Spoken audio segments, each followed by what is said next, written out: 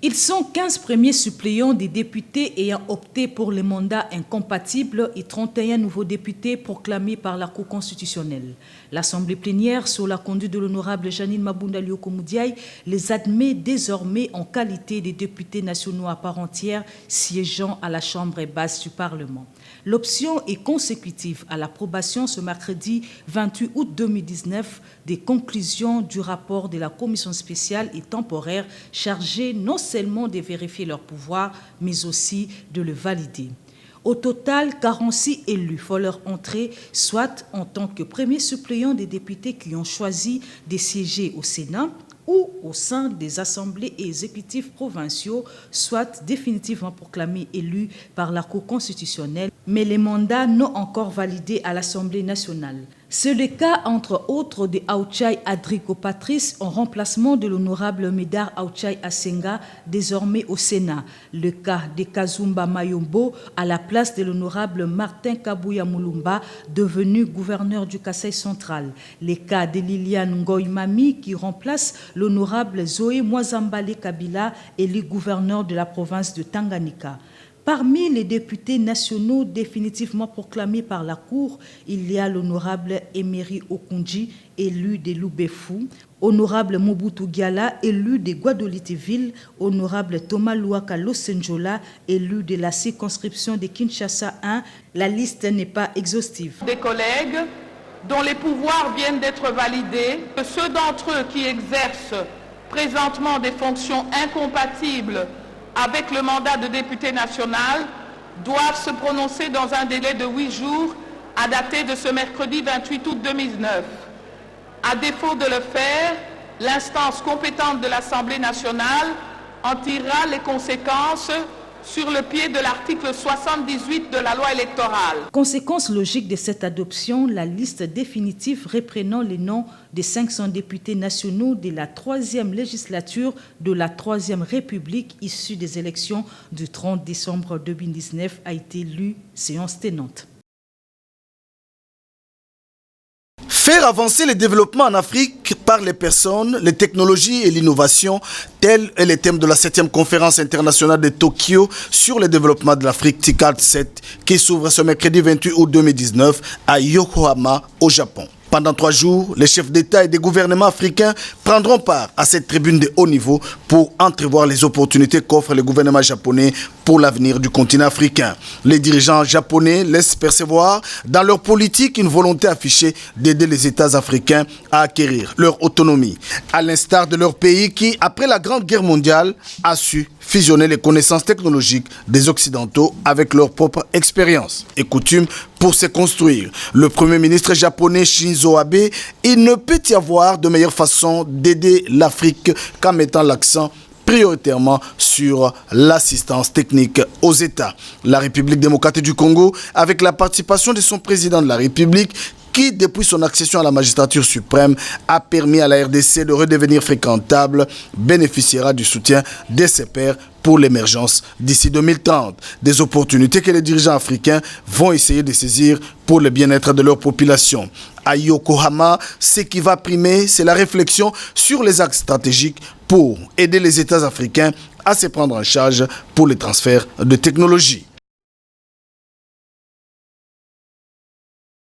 Fondé le 11 février 660 avant Jésus-Christ, le Japon, dont Tokyo est la capitale, après la Seconde Guerre mondiale au cours de laquelle il a subi des lourdes pertes humaines et matérielles, le pays du soleil levant s'est développé à une vitesse extraordinaire. Depuis le 13 août 2019, l'archipel asiatique, avec 127 millions d'habitants sur une superficie de 377 488 km, est aujourd'hui la 3e puissance économique du monde. Son produit brut intérieur est estimé à 42 700 $ américains, en termes bien sûr de pouvoir d'achat très élevé au profit de la population japonaise. Ces grandes sociétés automobiles, entre autres Toyota, Nissan, Honda et Mitsubishi, placent le Japon parmi les grandes nations industrielles. Malgré son sous-sol pas très fourni, ne regorge que le fer, les cuivres, l'or, l'argent, les magnésiums et le zinc. Les réseaux de transport est très développé. L'agriculture et la flotte de pêche sont en constant progrès et ont presque résorbé le déficit alimentaire sur les territoires nippons. Son empereur s'appelle Naruhito, assis sur une monarchie, langue officielle le japonais et le yen. La monnaie nationale, le baseball, le sport le plus populaire. 24 heures après la signature de la convention d'acquisition des matériels de protection et des équipements de laboratoire pouvant contribuer à l'éradication de la maladie à virus Ebola en RDC entre la Chine par les billets de son chargé d'affaires M. Tu Wentao et le secrétaire technique du comité multisectoriel de lutte contre Ebola, Dr Jean-Jacques Mouyembe. Le premier lot composé de 20 tonnes de ces matériels est déjà arrivé à Kinshasa le mercredi 28 août 2019 à l'aéroport international d'Ndjili. Au pied de l'avion pour la réception de ces matériels, le conseiller économique et commercial de la Chine, le directeur Amérique, Asie et Océanie, le secrétaire général AI de la coopération internationale et le directeur adjoint de l'INRB, tous ont salué l'arrivée de ces matériels à Kinshasa. Ces matériels permettront aux différents centres de santé et laboratoires de Kinshasa et des provinces de bien faire la détection et la protection de la population contre cette épidémie. Les victimes seraient de fidèles de l'église 5e ciel Panayot. Ces derniers effectuaient le terrassement d'une parcelle à l'endroit où ils comptent construire une église. L'endroit jugé impropre à la construction et qui a été d'ailleurs scellé le 13 août dernier sur instruction du ministre provincial des Travaux publics, Ndinga Yangezi Emmanuel. Je présente d'abord mes condoléances à toute la population de Bukavu, en particulier à la famille biologique de nos compatriotes qui viennent de perdre leur vie. Et même au moment où je vous parle, il y a mon équipe de ministère que j'ai déjà dépêché sur le lieu pour faire les enquêtes. Et tout celui qui sera impliqué dans cette affaire, la justice va faire son travail. Il affirme avoir été alerté par le directeur provincial de l'Office des routes sur la menace permanente de la route d'Ouvira et les dangers imminents suite au terrassement des parcelles sur ce site impropre. Le ministre Ndingaya a réagi en date du 20 août et a instruit Madame le chef de division ad intérim de l'urbanisme de suspendre les travaux de construction sur ce site en attendant la définition d'autres préalables quant à ces.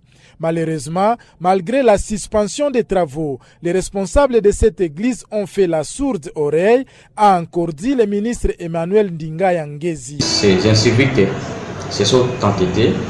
Et comme c'était le dimanche, ils ont profité comme on ne travaillait pas et moi j'étais en mission à Niantende. Alors, ils ont creusé à notre insu. Et aujourd'hui, voilà, nous sommes en train de déplorer les morts sur ce site qui a été déclaré déjà par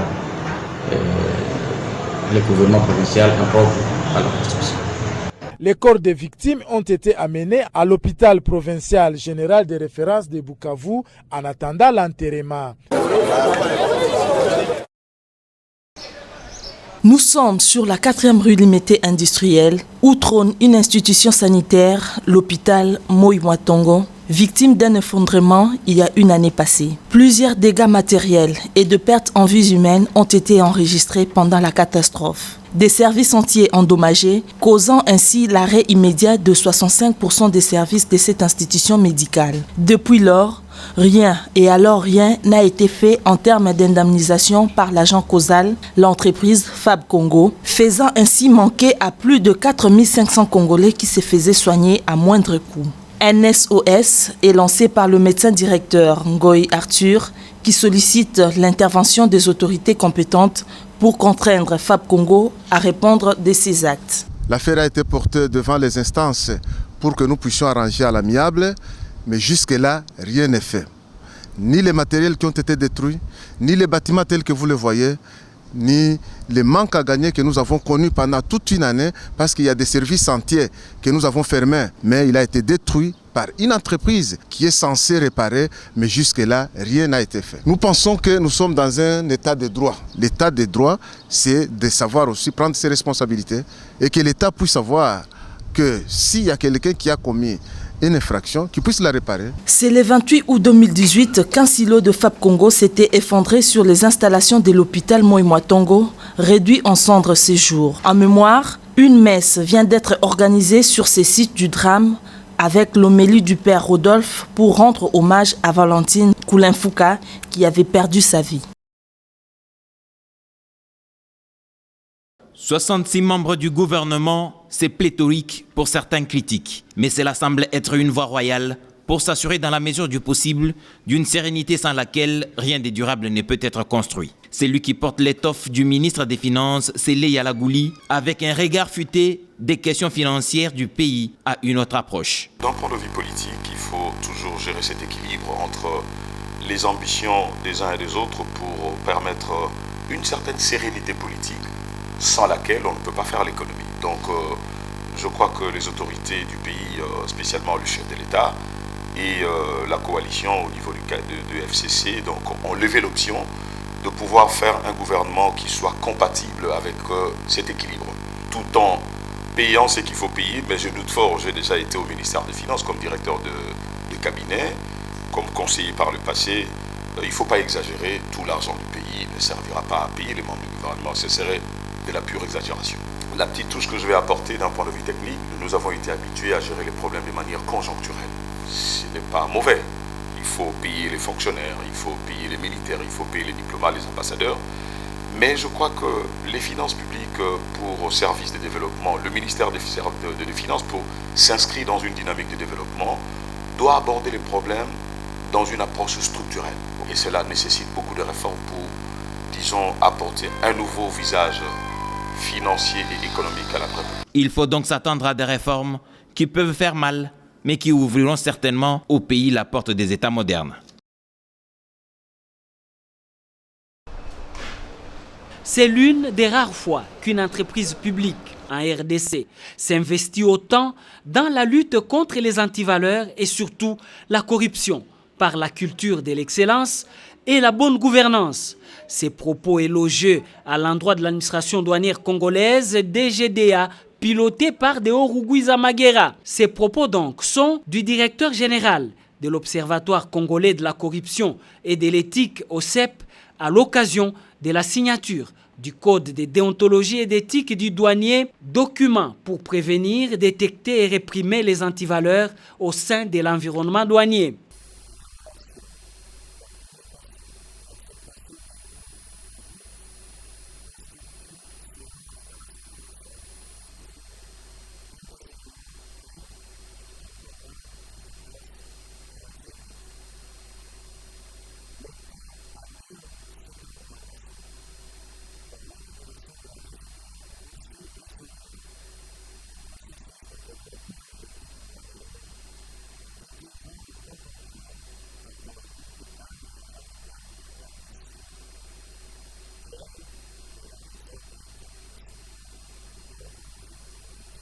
Ce code va favoriser la cohésion et une meilleure collaboration entre douaniers dans le but de maximiser les recettes avec une confiance attendue des partenaires. Il sera également question d'inciter l'agent de douane au respect des obligations découlant des missions reconnues à cette régie financière.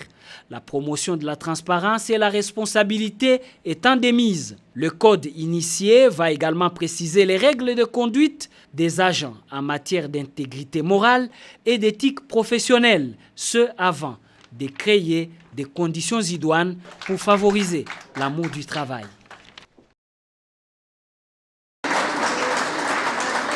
Les deux provinces sœurs, à savoir la province du Haut-Katanga et celle du Lualaba, travailleront désormais ensemble pour sauver l'avenir de leur production du cobalt. Cela à travers ce projet d'appui au bien-être alternatif des enfants et des jeunes impliqués dans la chaîne d'approvisionnement du cobalt, PAB Cobalt en sigle, qui vise à contribuer à l'amélioration des conditions de vie des populations dans les deux provinces respectives à travers la réinsertion sociale durable d'environ 14 850 enfants qui travaillaient jadis dans les mines de cobalt. Ce projet, financé à hauteur de 84 360 000 $ américains par le groupe de la Banque africaine de développement, BAD, connaîtra plusieurs étapes à franchir jusqu'à l'année 2024. À l'occasion de cette cérémonie, une vidéo retraçant les conditions de vie observées dans les carrières d'exploitation minière artisanale a été diffusée bien avant le mot du représentant du bailleur de fonds, la BAD, et du gouverneur Richard Muyej-Manguez-Mons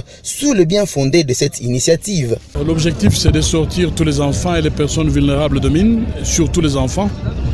Et la stratégie, c'est de donner des moyens à leurs parents, de les aider à se constituer des ressources pour qu'ils s'occupent de leurs enfants et qu'ils ne soient pas tentés d'envoyer leurs enfants dans les mines.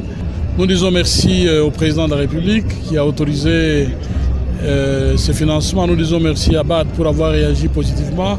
Au cours de cette cérémonie, le Fonds national de promotion et des services sociaux a présenté les quelques résultats d'encadrement de certaines personnes obtenues, à l'exemple de cette dame privée de quelques membres supérieurs de son corps et qui est à mesure de réaliser des œuvres d'art de grande importance. De quoi avoir le soutien du gouverneur Richard Muyej-Manguez-Mons qui n'est pas resté insensible face à cette œuvre. Une session de formation des membres de deux gouvernements est prévue pour ce mercredi.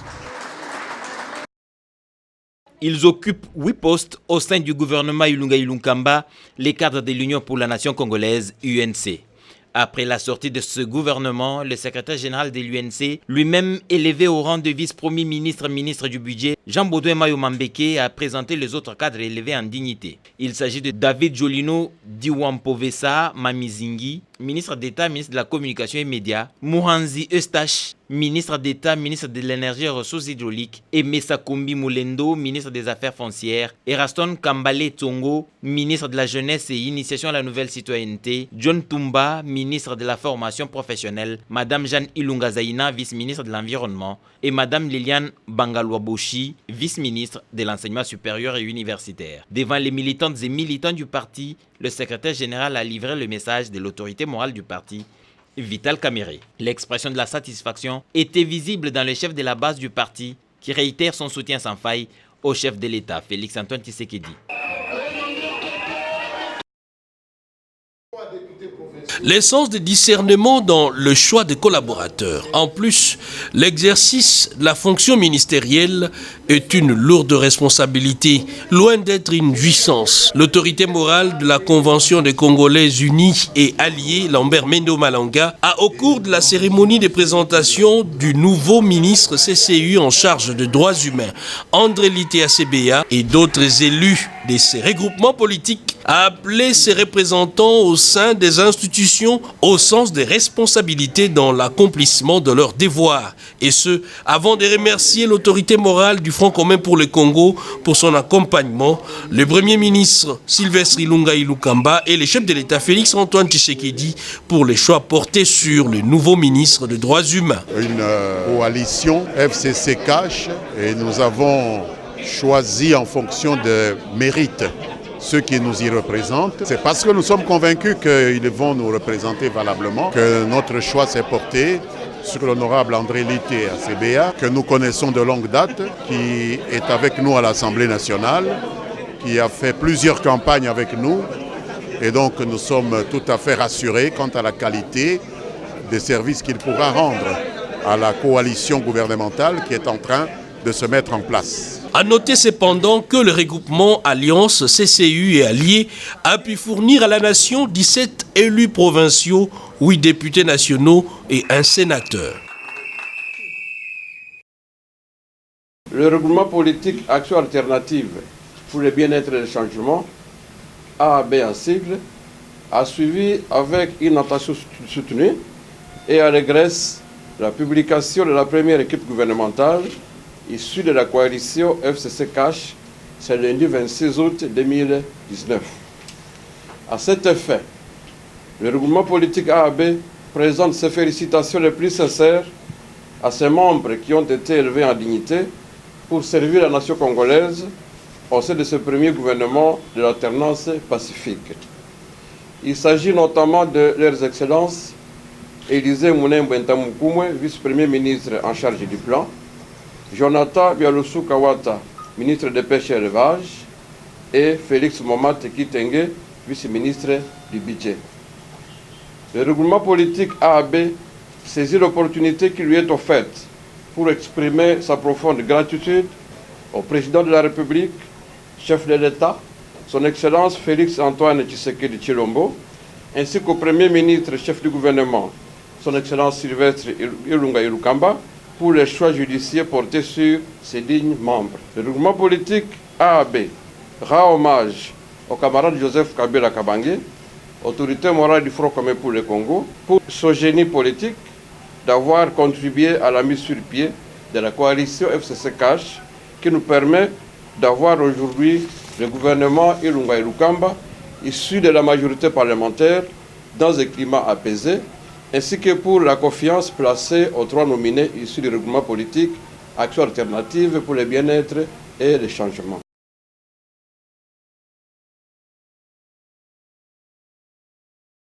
Il a la charge de conduire la politique du gouvernement dans les secteurs de l'industrie. Julien Paluku Kaongia vient en toute modestie solliciter des sages conseils auprès de l'ex-gouverneur du Kasaï oriental. Le député national Alphonse Ngoï Kassanji est tout d'abord un homme de renom avec un sens des affaires avéré. Les échanges entre les deux personnalités ont aussi évoqué les pistes de développement du secteur de l'industrie en République démocratique du Congo. Julien Paluku Kaongia est conscient de la mission délicate lui assignée par le président de la République, Félix Antoine Tshisekedi Tshilombo, pour booster l'industrie congolaise. Et sur cette question, l'élu de Mbujimaï ne doute pas des capacités de l'actuel ministre de l'Industrie. Sous un air détendu, Alphonse Ngoï Kassanji a échangé avec l'élu de Sankourou, Justin Omokala. Son expérience dans la gestion de la province du Kasaï oriental a meublé les échanges entre les deux élus.